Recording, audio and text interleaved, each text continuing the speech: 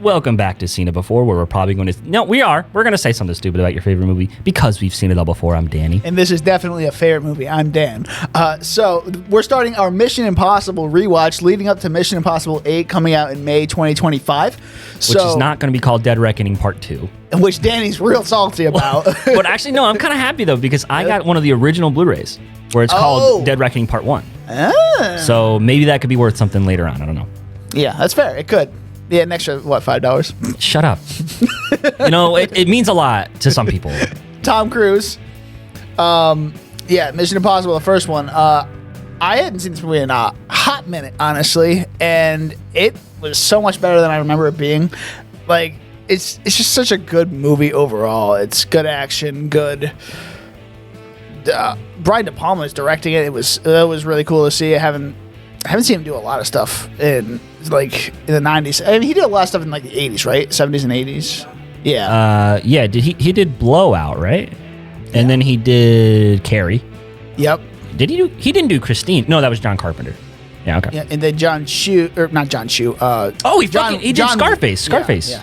John Woo did the second Mission Impossible. Yep. Yeah, which we'll do. J.J. Abrams did 3. Yeah. Anyway, we're gonna be doing this series about once a month leading up to the May release of Mission Impossible 8. So yeah, for this month we got the first one. So let's get right into it.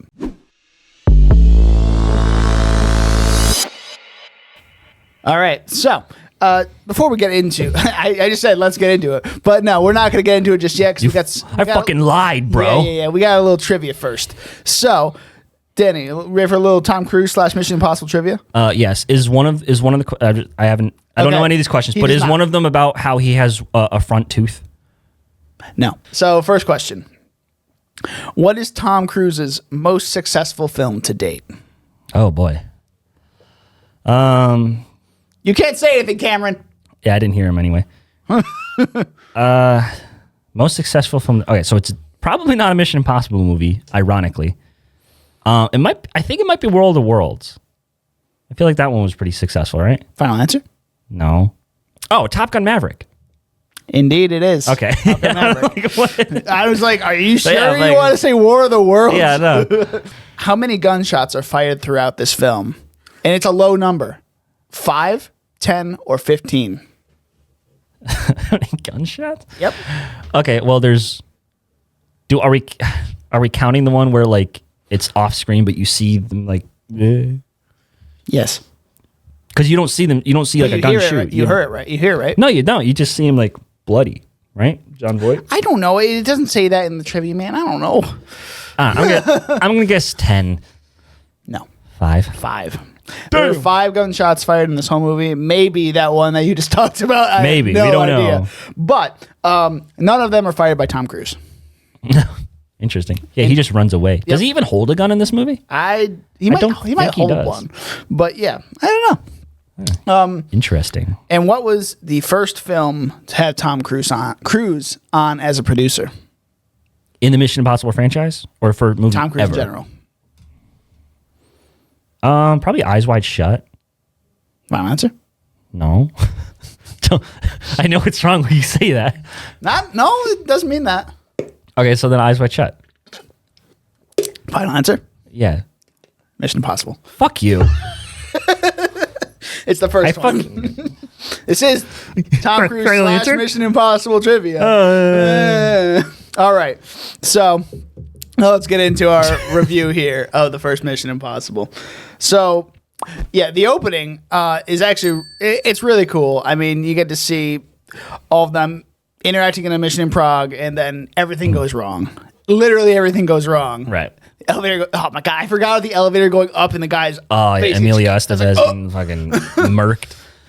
But yeah, so everyone who was a fan of the Mission Impossible franchise before this hated this movie. Yep. Probably hates the entire franchise because Jim Phelps was the guy, right? Mm-hmm. He was the Ethan Hunt, and they make John Voight Jim Phelps. And if you've seen this movie, he's the villain. Yep. It's not revealed till late in the game, but yeah. So I can totally understand the hate for this movie and this entire franchise. And I almost feel bad because it's like they were able to successfully like find a new fan base, but it's like how I feel with like Star Wars. You know what I mean? Yeah. Like they did, like this movie is the Last Jedi for the Mission Impossible TV show lovers. Like, that's fair. Yeah. It completely destroys the legacy. all right. Yeah. So, but yeah, bad. and they made it, and they actually kind of went against the whole idea of what the show was in the first place, which is an ensemble of people with specialized skills. They all work as a team to figure out this impossible mission, right? Yeah. Now it's just the Ethan Hunt show. I mean, yeah, You know what I mean? Tom Cruise. So it's like, I don't know why this works, but it just does. And then they start to bring in the team later on. But like this movie specifically is all about Ethan Hunt, and it's not even an action movie. It's more of it's a spy movie. It's a spy movie. Like it's not like your like James Bond spy movie. It was the only new 5 bullets are shot. New age James Bond at the time. It's like they're gonna invest. It's like the Batman, right? It's not too actiony, other than like the shark tank exploding or whatever, and the helicopter. That shit was sick. The shark tank exploding, but this movie is real. Apparently, I was reading during the trivia and stuff like that. They wanted to bring back the original 1960s Mission Impossible cast, but they all hated the script and killed them all off in the first act. Yeah. In that first act. Yeah, they're like, no, which I don't blame them. But the whole interesting about this entire franchise is that it feels so messy. Like the lore and world building of the IMF. Like, what the fuck is it? Because like the first trilogy, it's pretty set, and then after that, it just starts getting progressively more and more. It's like there's a new director every movie. Like in this one, until Christopher McQuarrie. Yeah. And then they start to, but even then, Alec Baldwin, like he's only the director for like 1.5 or 1 1/4 movies. That's true. Because he's literally like Mr. Director for like one scene in Rogue Nation, then he dies in the next one. Spoiler alert, sorry. Wow. But yeah, also I love that meme. We're just like, oh, I think this one's loaded. But yeah, so like this movie though, like I don't understand what the IMF is. You know what I mean? It's just like it feels like it's just Ethan Hunt. It's janky MI6. Yeah, and that's what it is. It's like Spec Ops. A janky CIA / MI6 because it's American. So I don't know. It's real weird. Yeah, we also have a really stupid name, Impossible Mission Force. Come on, guys. Come on. These are the people. I mean, it's campy and cheesy in the fun way. This is an impossible mission. Oh, we must call Ethan Hunt and his team, but then he has to go rogue. He goes rogue in every fucking movie. It's incredible. That was last time. Well, actually, that was like 7 times ago. Yeah, and bringing it back, baby. Bring it back. Oh my God. No, we're not bringing it back. We're not. All right, so let's get into this a little bit. So past the prologue where, pretty much everyone fucking dies. Dead. Yeah, so Ethan meets up with that guy at the Shark Tank place. He's like, my whole team is dead. Yeah. And then they have like that cool Brian De Palma like sideways like angle. The canted angles. Where it's like his face is like barely on the screen, and he's like, it's the Dutch angle, and Dutch angle, and like it's like and they bring it back in the new one. Yeah, the 7th one. Yeah, I remember that. Same guy, same conversation basically. But yeah, they also brought back a train in the new one, so they did. I like that train scene better. Yeah. But yeah, and then like, so I guess that was technically the most dangerous stunt because Tom Cruise actually was running from that many gallons of water. Yeah, I mean, it was 2 separate scenes. One was filmed at a studio, and then the scene of him running away was actually in Prague. So, right. Yeah. So and that's where him running was born. That is, and he's, to this day, I think he's still running. Just like Forrest. He just has never stopped running. Just like Forrest. I was running. All right. Everybody was mad. As we go along in this movie, it's more and more evident he has to go steal this thing from, is it, where is it stored? Where is it stored? It's stored in like the CIA headquarters or some shit. Well, so he has to like, steal it. Yeah. So other people won't steal it. Yeah, so it's in the good hands. It's like the national treasure. It's national treasure. I'm going to steal the Declaration of Independence. All right, take it easy, Nick. So Sean Bean doesn't steal it first. Yep. All right, so then we get the classic scene of him coming down on the wire. In Iconic. absolutely, You iconic. cannot see a Hollywood montage even today without that scene in it. You're just like this is why we love Hollywood. That's like one of the first scenes you see. Yeah, And it's so weird because it's kind of recent. You know what I mean? Okay. Like I was seeing, So this movie came out in 1996. it was 30 years ago, almost 30 years ago. So, How old am I, Danny? oh, you're 30. No, you're 28. It came out 28 years ago. See, we had this conversation. We did a few have this weeks conversation. ago. I would totally forgot if I didn't edit that. But what was I saying? Yeah. Oh no. But like I remember going to Hollywood Video when I was 6. So that the movie was like 8 years old at that point, right? About Math. I'm under 10 years old. Yeah. So I was walking around like and I like that was on the wall already. You know what I mean? So that would mean like a movie. That would mean like Rogue One or something would be on the wall, right? Yeah. Which it probably would have. Get Out would also be on the Get Out would be yeah. Well, that's 2017. Right? Yeah. Oh my God, we're almost. I'm so old. You're so old. What were you gonna say? I forgot. What I was gonna say. Oh yeah, because it's next to Psycho and stuff. Yeah. Tom Cruise actually had to learn through trial and error how to Yes. how to do that stunt because he kept hitting his head on the floor when he dropped. So he's like, "Oh, I'm gonna put coins in my shoes to counterbalance." I don't know how that's. He's a little top heavy, I guess. I mean, I guess so, but I mean, everyone. Which actually surprised. I didn't know this. This is actually a biological fact. Men are top heavy, and women are center balanced. Oh, well, I mean, men are top heavy because but Well, you would think. No, but I guess like something with like that's just like a natural thing where like I think maybe like women's hips like weigh them down. Yeah, a little no, bit that on would the make bottom sense, half yeah. of their body, so you can literally like balance easily. That's why like they're more like trapeze and shit. yeah, I mean that's why they can do. That's why there's gymnastics are. It's more of a woman's sport. Yeah. But yeah, so it's interesting. So that's why he literally had to like counterbalance his shoes to to not hit his head on the floor. Science, bitch. Science. Yeah, bitch. Magnets. So he gets to Knockwest, then he ends up going to London, and that's where their base camp is. Yeah, I guess. Yeah, they're in London. In this like apartment building. So, spoiler alert: I didn't watch this movie. Shocker. Hey, you got that one wrong. Oh God damn it! That's so long ago. Anyway, what was I gonna say? Oh, I got it wrong. it's so stupid how he figures out a fucking clue or whatever. I forgot what it was. He looks it up in a Bible or whatever. Oh yeah. He's looking for a what clue was it? Something that Jim Phelps left for him or something. Yeah, it was like a code or something. It was some kind of code, and then Yeah. he looked in the Bible, and he's like, "Oh, like, bro, you know how many passages are in the? It's because it's like And he just opened he right- flips open to it. What the fuck?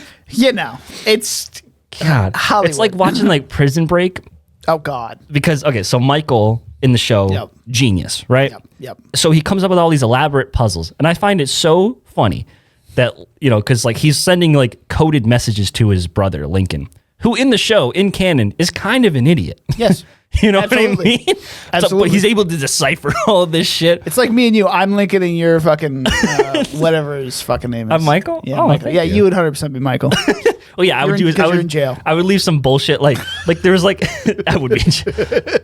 Well, you'd be in jail for killing or supposedly killing the president's brother or the vice president's brother. You're right.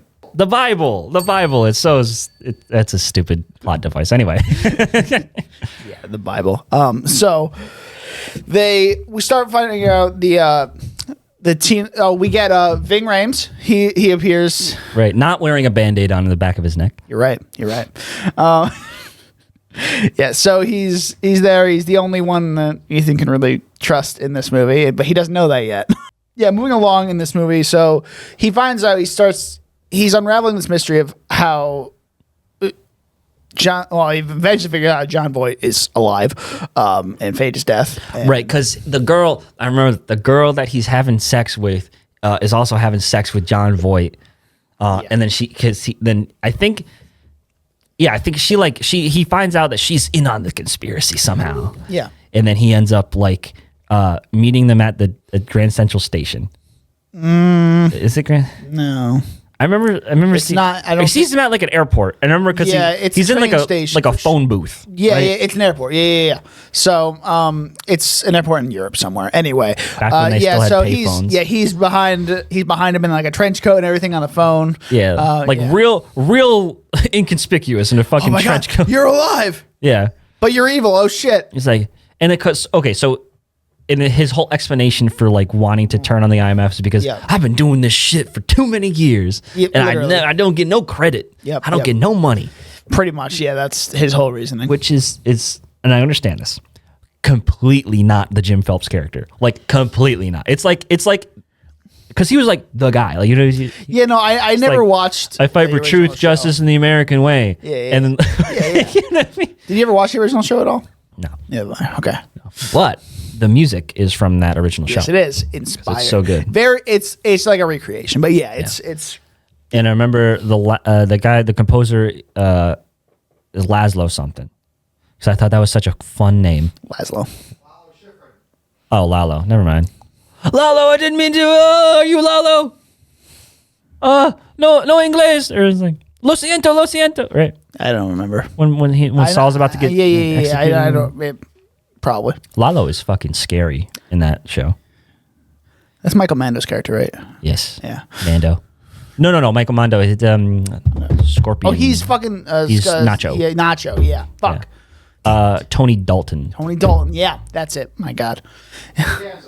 Tony Danza. Who is the boss? The only other thing No, going to mind for Tony Dalton right now is Hawkeye. That's the only other thing going to mind right now. Yeah. Well, this is the only other thing he's. I mean, it's not the only other thing he's been in, but like it's another high profile thing. Yeah. I haven't seen him in anything. That's it. All right, let's get to the final act. So we find out John Voight's the bad guy. And then he's on this train or whatever, and he's trying to escape by helicopter, and then the helicopter goes into the train tunnel, and Why? Because action. Yeah. And it's not an action movie, Apparently. but yeah, I was like, okay, this is kind of crazy, but all right. I mean, it was well done. Yeah. Very well done. A little campy at parts, but I was yeah, on the edge of my seat. I wouldn't say that. I agree with the Dead Reckoning thing. They did it better. Yeah. Yeah. Well, because like it was more realistic. You know what I mean? Because like they're flying a helicopter and like a two. Yeah. Which they actually did that sort of thing in real life for Terminator 2. They flew a helicopter under an overpass or underpass. I used to think that like you could tell which movie is which because Tom Cruise has a short haircut on the odd ones, and he has a long haircut on the even ones. Yeah, so this one, I think he does have long hair on this new one too, so they're going to keep with the theme. There we go. Or at least part of the movie, he'll have long hair. Because we got, one, short hair. Two long hair. Three. Short hair. And then he gets long hair in the fourth one. And then fifth one, it's a little, because it's like in the middle. You know what I mean? But then 6, that's short again. Wait. Yeah, that's Fallout. So yeah, it's now he's kind of mixing it up. And then 7, again, it's in the middle. Yeah, so for the first few, it's even odd, but now it's kind of like, you'll figure it out. Yeah. Yeah. And through all of them, he has one center tooth. God. It's this man. See, I still haven't seen 2 and 3. These are the only ones I have not seen. So these next few podcasts, I am going to be going in blind. You haven't seen 2? I haven't seen 2 or 3. 3's good. Good fucking luck with 2. I hate 2. Well, we'll see. 3 is great for what's his name? Philip Seymour Hoffman. It's weird because it's John Woo who does the second one. I'm expecting that it's actually gonna be a good movie because no, no, that's upsetting. It's really cheesy in what I think in a majority of people think is a bad way. Incredible. Wow, this has been an impossible podcast to no, we're get not, through. We're Our mission. We're not changing it now. Our mission was to do the podcast. We're not changing but this now. It's becoming impossible. So, all right. So, what? Is there anything that was unresolved in this movie for you that you kind of felt like, oh, why didn't this get resolved or anything? Or what could have made this movie better? More face reveals, masks. Mm-hmm. I love that bit. I don't care who you are. And they don't do them enough in the new ones. Well, that's the thing. In this one, it was the only time they actually practically used it. Oh, really? Yes, this is the only practical mask one in this franchise was used in this one. Oh, interesting. All the rest have been like CGI. Mixed CGI. Yeah, well, especially in the second one. Yeah. It looks real cartoony. Like, but also, in the second one, there's a really good use of the mask. But we'll get to that later. And in the third one. Another one. Anyway. But yeah, anything that you could have felt could have been done better or could have made Well, there could be a lot done better. I mean, for one. Looking back almost 30 years. The stupid Bible thing was stupid. Well, that's, Tom Cruise. But I get what they're doing with like, and really, so this movie, if I'm looking at this movie in context, it's fine for what it is. It's a really good movie. But to see where the franchise goes later on, it kind of makes this one look worse because there's no consistency with Ethan Hunt's character. Mm-hmm. Like in this one, he's really more like he's thoughtful. Like he's investigative and he's more like Batman. Yeah, like he seems smarter than he is in the later movies. You know what I mean? He's making a lot of mistakes in these later movies for sure that I've noticed. Like, especially like not necessarily Fallout, but like which I like about him. Like I like him being kind of dumb and not perfect. Like oh my god, like what's the movie he's not perfect in that we just saw recently? Edge of Tomorrow? Edge of Tomorrow, yeah. Where he learns to be badass. He's not perfect in that movie. That's exactly such a good fucking movie. Great. In this one, he's not perfect in this one, but he's more stealthful, tactical and stuff. And polished. A little more polished in this one. And to start him off there, he should get polished as it goes along. Right. But it's almost like it goes the opposite direction. But it's not necessarily because like in the second one, he's like literally just like I'm cool and badass and I punch my way out of everything. In the third one, it's definitely more like in that vein. But in the third one, he's like, again, he's like the best of both worlds. You know, and he's smart and he can fight his way through anything. But then all the Christopher McQuarrie, the new era with Brad Bird and Brad Bird, he did the fourth one. Really? Yeah. Christopher McQuarrie has done the last three. I knew Christopher McQuarrie. I didn't know Brad Bird was even in the director's pool for these movies. Oh, yeah. Huh. Yeah, it goes De Palma, John Woo, J.J. Abrams, Brad Bird, Christopher McQuarrie for J.J. Abrams? Yeah, he did 3. It was his first movie. You didn't know this? No. Wow. It's got all the J.J. Abrams-isms in it, too. Mystery boxes. So I'm going to hate the third one. Cool. Well, the MacGuffin is literally just a MacGuffin. You literally don't find out what it is in the movie. Perfect. It's called the Rabbit's Foot. And we don't need to know what it is because that's the joy of the mystery. And let's leave it at that. So, what do you give this movie? I actually think it's one of the worst. We should actually rank the end of the... Are we going to blind rank them as we go? Blind rank them as we go? I like that. Okay. Okay, so I'm going to put this one... Okay, so I think this movie is like an 80. You know? It's pretty good. Okay. It's fine for it. I'm going to put this one at... Out of 7, I'm going to put it at 5. Okay. I have not seen 2 or 3 yet. I've seen all the rest of them. Okay, so the first one, I'm going to give it an 85. I like this movie a lot. I'm going to put it at number 3. Okay. This is a very good movie. I don't think it's the best. I've seen better in this franchise for sure. This is kind of unfair for me because I've seen them all and I already have my rankings in my head, but... I mean, I have my possible rankings in my head. I already know what's ahead of 3 right now. For me, what's ahead of 3. So, and I don't expect the others to be better than that. Right. So that's where I'm at. That's how I'm kind of blind ranking this. Mm-hmm. But yeah, so the next time we'll do this is probably like once a month. We're gonna be doing one of these. So you'll find these next month. So in December, maybe. I don't know. Hold on. I don't know when I have the calendar. No, January. This is the December one. That's right. Wow, we were recording this so far in advance, and I love it. Yeah. All right. So, so we're Seen It Before. You can find us on Instagram and TikTok with the handle at Seen It Beforecast. That's SCENE It Beforecast. And you can find me on Letterboxd with the handle DonutMan96. I'm Danny. You can find me at Instagram at Danny_Was, or my letterbox and serialized at DJ Was, or my YouTube channel, which is just Danny Was. But yeah, so keep tuning in seen before for new movies whenever we have them. This little project we're doing with Mission Impossible. Our new channel, Duel of the Debates, which will have debates for everything. There will be duels and debates. We got different. We're recording a bunch of them at once, so we're going to be stacked up for the whole month. Our next episode is going to be the 10-year re-release of Interstellar, so I'm really excited for that.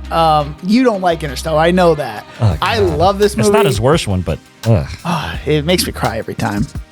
God, that one fucking scene. It makes me hungry. God. I'm really hungry right now for some potatoes and wheat. But they can't grow it there. Losers. What? Oh, that took me a second. Okay. But yeah, so let's hope the Interstellar re-release we can actually see it in theaters and IMAX, because that would be nice. That would be cool. If not, well. Admittedly, when I first saw this movie, it was on a phone. So that's right. Yeah, you did tell me that. But let's save that story for next week. So until then, we'll see you next time.